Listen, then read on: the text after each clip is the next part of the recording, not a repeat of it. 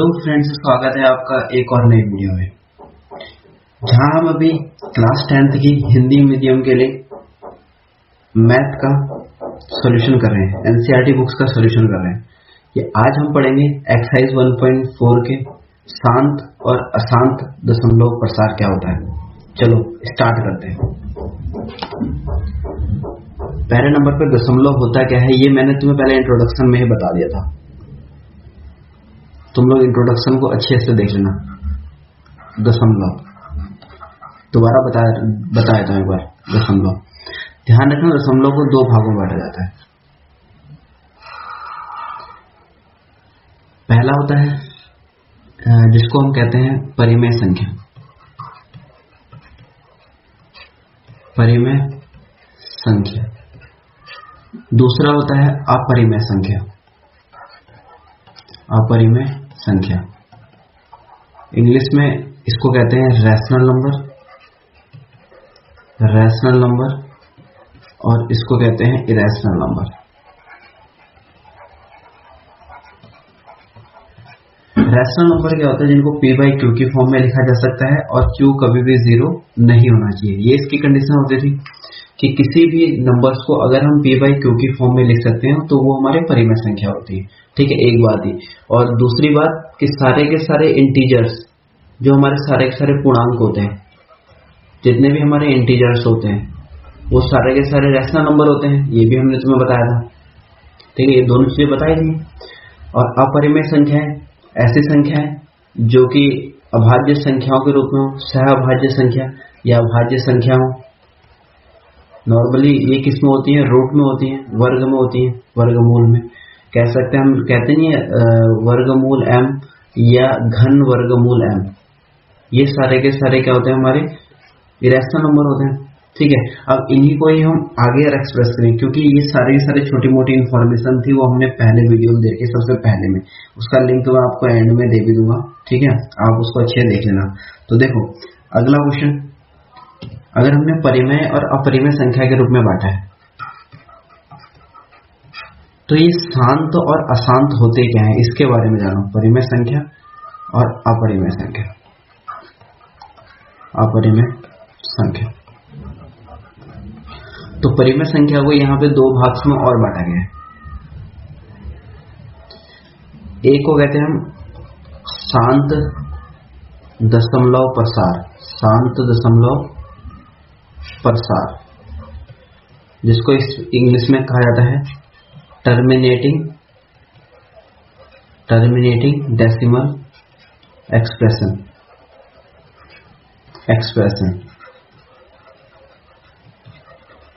और दूसरा होता है अशांत आवर्ती दशमलव प्रसार, जिसको हिंदी में कहा जाता है नॉन टर्मिनेटिंग बट रिपीटिंग।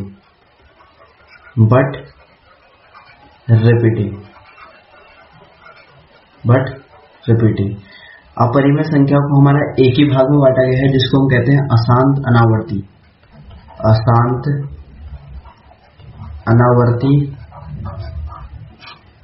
दशमलव प्रसार। ये बाइलैंग्वेज आपको बता रहा हूं, आप बाइलैंग्वेज भी सीख सकते हैं। इसको कहते हैं हम लोग नॉन टर्मिनेटिंग बट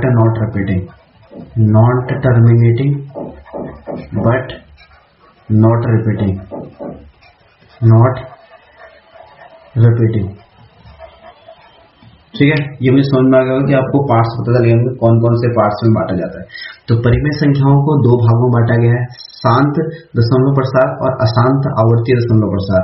और अपरिमेय संख्याओं को अशांत अनावर्ती दशमलव प्रसार में बांटा गया है।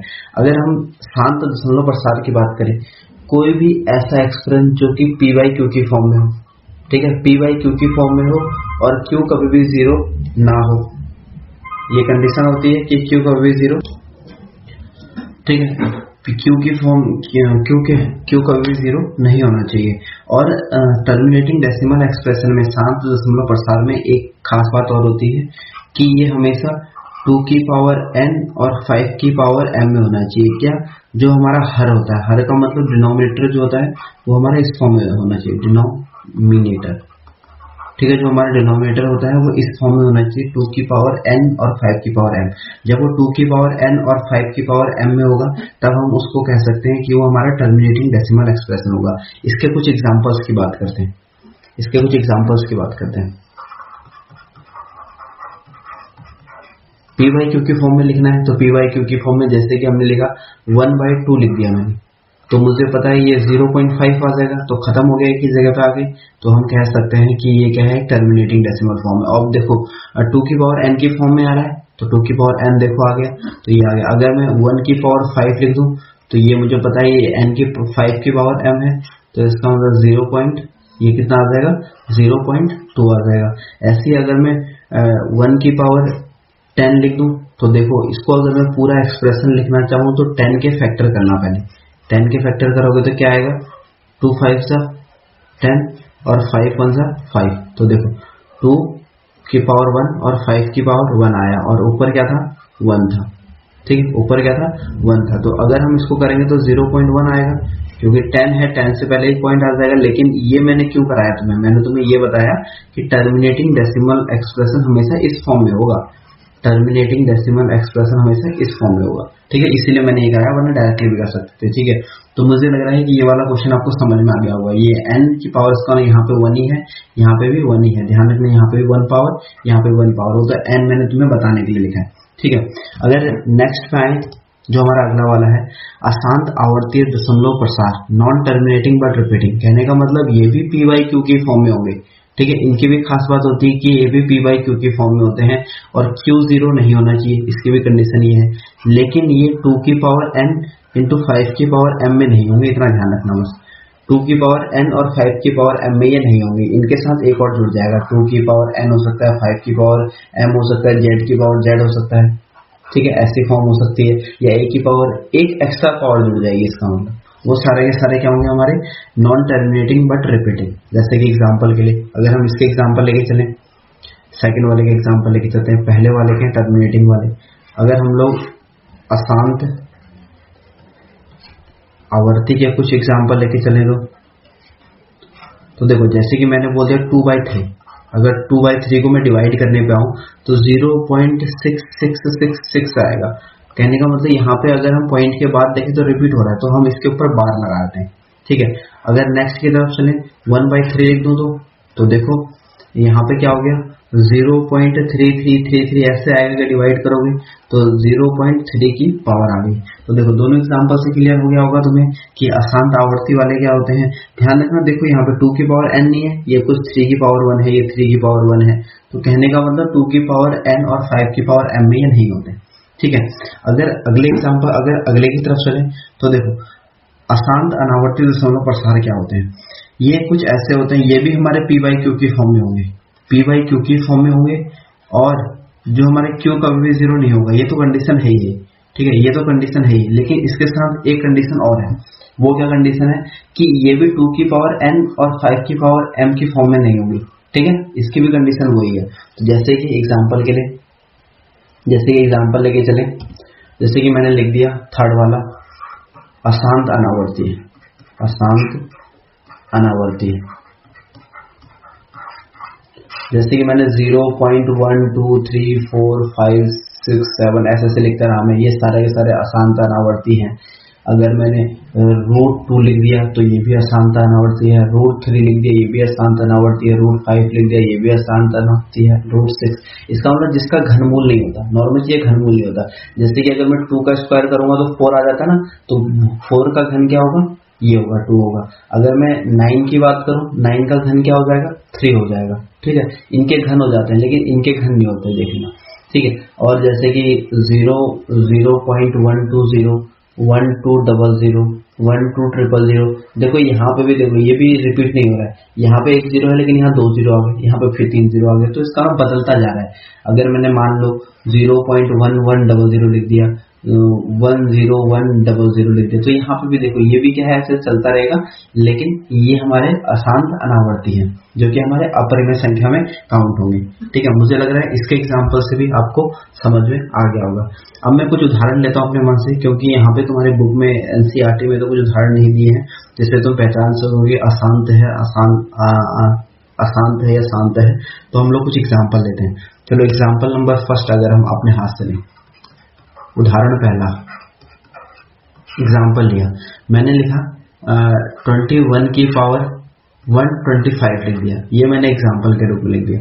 तो पहले इस डिनोमिनेटर के फैक्टर कर लो, गुणनखंड कर लो इस डिनोमिनेटर के। जैसे हम डिनोमिनेटर गुणनखंड करते हैं 5 से करेंगे, 5 दूनी 10, 5 पंजे 25, 5 पंजे 25, 5 एकम 5। तो इसके गुणनखंड क्या है, 21 अपॉन में 5 की पावर 3 आई, 5 की पावर 3 आई। देखो 5 पावर 3 आए। देखो ये यहाँ पे भी देखोगे तो ये 5 की पावर 3 है, तो इसका मतलब हम ये कह सकते हैं पहली बात कि ये टर्मिनेटिंग है, टर्मिनेटिंग है। ठीक है, टर्मिनेटिंग इसका मतलब शांत है, शांत दशमलव प्रसार, शांत दशमलव प्रसार है। ठीक है, पहली बात हमने कह दी। अब उसने कह दिया कि इसको दशमलव में भी कन्वर्ट करो, तो दशमलव जैसे हम इसका बनाने चलेंगे, इसका दशमलव प्रसार हम जैसे करने चलेंगे, डेसिमल एक्सप्रेशन अगर इसके करें हम, तो देखो 21 की पावर 21 डिवाइड बाई 5 की पावर 3 है। तो हमें क्या करना है, जो ये घात 3 है इसको हम क्या करेंगे, देखो ध्यान रखना हमारी एक ही कंडीशन होती है 2 की पावर n और 5 की पावर m होनी चाहिए। 5 की पावर m तो है लेकिन 2 की पावर n है नहीं, तो हम 2 की पावर n बनाएंगे। 2 की पावर n कैसे बनाते हैं, जितनी ही पावर 5 की होगी उतनी ही पावर 2 की होनी चाहिए। अगर 5 की पावर 3 है तो 2 की पावर भी घात क्या होगी, 3 ही होगी। ध्यान रखना क्या होगी, 3 ही होगी। जितने से तुम नीचे मल्टीप्लाई कर रहे हो उतने से ऊपर ही मल्टीप्लाई कर देना। ठीक है, अगर मैंने यहाँ 2 की पावर 3 लिया तो ऊपर भी 2 की पावर 3 से मल्टीप्लाई करूंगा, तभी ये बराबर होगा। बराबर करना होता ना ऊपर नीचे, तो बराबर तभी होगा। तो अगर मैं इसको मल्टीप्लाई कर दूं 21 इंटू 2 इंटू 2 इंटू 2, और नीचे देखो यहाँ से देखो नॉर्मल चीजें, हर से हमको क्या जो हमारी घात होती है वो कॉमन लेनी पड़ती है, जो हमारी पावर होती है कॉमन लेनी पड़ती है। तो पावर क्या आ जाएगी, कॉमन आ जाएगी, क्योंकि 3 है तो 3 कॉमन आ गई। तो 21 दूनी 42, 42 दूनी 84, 84 दूनी कितना होता है, 84 दूनी 168 होता है। डिवाइड बाई ये 5 इंटू में 10 हो जाएगा, और ये 3 0 का मतलब 1 0 है, 2 0 और रह जाएंगे। टोटल 10 के ऊपर 3 0, 10 के साथ 1 के साथ 3 0 लग जाएंगे। तो देखो 3 0 का मतलब 1 2 3, आगे को चलते हैं हम लोग, उतने के पहले पॉइंट लगाते हैं 0.168। देखो 1 2 3 से पहले पॉइंट आ गया। ठीक है, तो मुझे लग रहा है ये वाला क्वेश्चन आपको समझ में आ गया होगा। ऐसे एग्जाम्पल सेकंड लेते हैं हम लोग। मान लो एग्जाम्पल नंबर सेकंड लिया, 143 अपॉन में 343। तो पहले हमको जो हमारा हर है, जो हमारा डिनोमिनेटर है, उसके फैक्टर कर लो। जैसे डिनोमिनेटर का फैक्टर करेंगे तो 7 से कटेगा 49 टाइम में, फिर 7 से कटेगा 7 टाइम में, फिर 7 से कटेगा 1 टाइम में। तो 143 डिवाइड बाई 7 की पावर 3। तो देखो ये हमारा क्या हो गया, नॉन टर्मिनेटिंग हो गया। पहली बात तो ये हमारा नॉन टर्मिनेटिंग हो गया, नॉन टर्मिनेटिंग होगा। अगर नॉन टर्मिनेटिंग हो गया तो आगे सॉल्व नहीं होगा, क्योंकि क्वेश्चन में खाली सिंपल सा बोला जाता है कि अगर टर्मिनेटिंग है तो उसको सॉल्व करो, अगर नॉन टर्मिनेटिंग है तो उसको सॉल्व करने की जरूरत नहीं है। तो ये अशांत है, अशांत है। ठीक है, अगर हमको मान लो इसको आगे भी सॉल्व करना हो तो इसको सॉल्व करने का लॉन्ग मेथड होता है, long method, long division method, लंबा डिवीजन, लंबी विभाजन विधि होती है। कैसे करेंगे,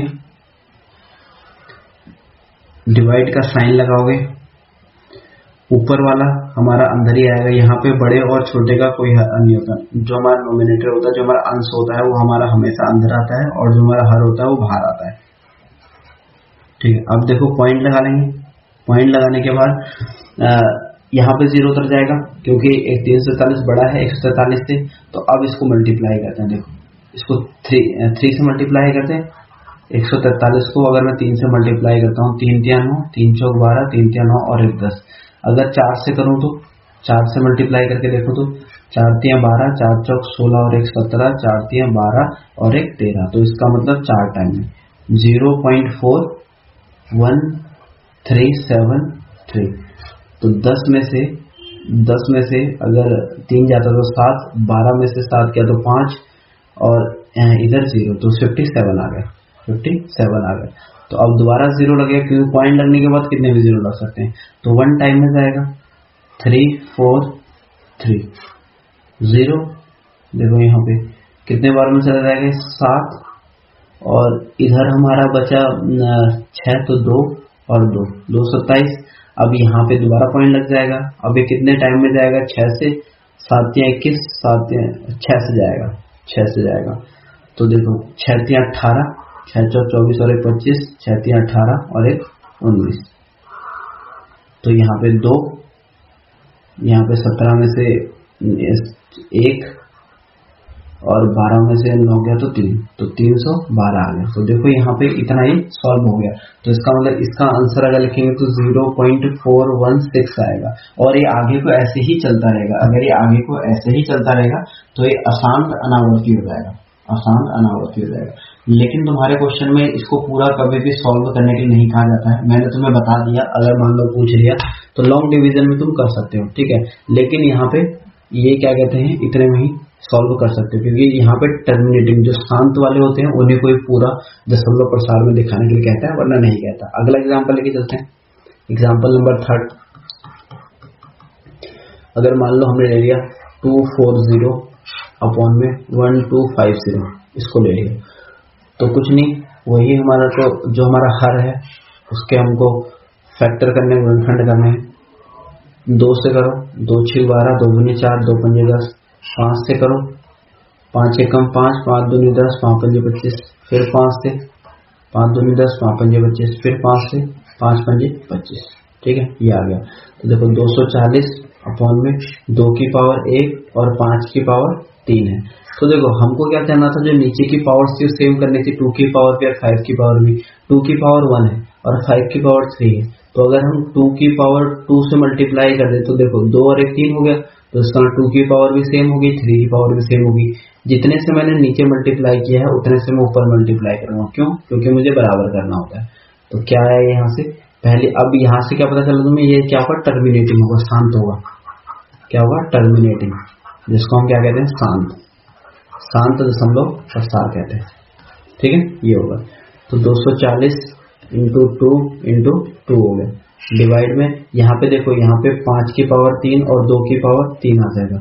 जैसे यहाँ पे 5 की पावर 3 और 2 की पावर 3 आ गया तो जो पावर होगी, जो घात होगी वो कॉमन आ जाएगी और ऊपर 48 96 तो 960 आ गया ऊपर, ठीक है।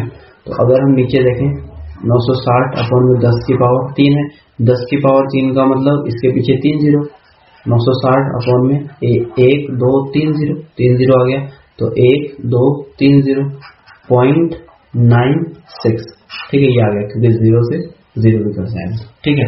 तो मुझे लग रहा है ये वाला क्वेश्चन आपको समझ में आ गया होगा। आया कि नहीं आया कमेंट करो, ठीक है, कमेंट करना और अच्छे से बताना। चलो एक और एग्जांपल से मैं तुम्हें और अच्छे समझा देता हूँ इसके बारे में। लास्ट एग्जांपल लेके चलते हैं हम लोग। जैसे कि हमने बोला 1420 अपॉन में 16250, ये हमने लिया, या इसको ले लो 1650 ले लो, 1650 ले लो, 1650 ले लो, ठीक है। तो 1650 के गुणनखंड कर लो 2 से, 2 अट्ठे 16, 2 दूनी 4, 2 पंजे 10, क्योंकि 5 आ गया 5 से होगा, 5 एकम 5, 3 आ जाएगा, 5 36, 5 पंजे 25, फिर 5 से हो जाएगा, 5 से 15, 5 से 15, फिर ये 3 से हो जाएगा, 3 एकम 3, 3 एकम 3, फिर ये 11 से हो जाएगा।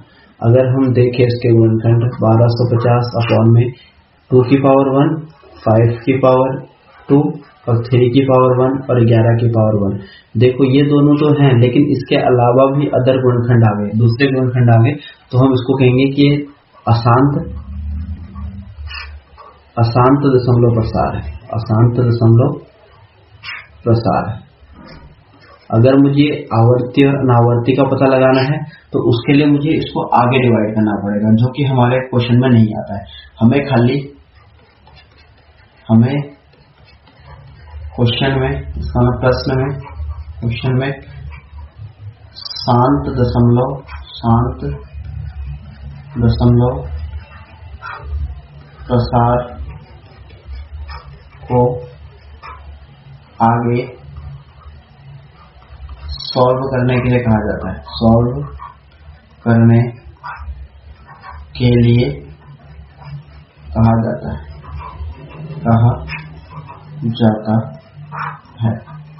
तो मुझे लग रहा है कि आपको अच्छे समझ में आ गया होगा। Thank you for watching this video, और ज्यादा से ज्यादा लोगों तक पहुंचाओ ताकि उनका भी भला हो, खाली अपने ही भले के बारे में सोचो, ठीक है। Thank you. क्योंकि हिंदी मीडियम वालों के लिए ज्यादा चैनल नहीं है ऐसे जो कि बनाए हों बढ़िया बढ़िया वीडियो। ये हमने अच्छे से वीडियो बना के एक बिल्कुल कंपाइल और अच्छे से एग्जाम्पल के साथ तुम्हें समझाया है। Thank you.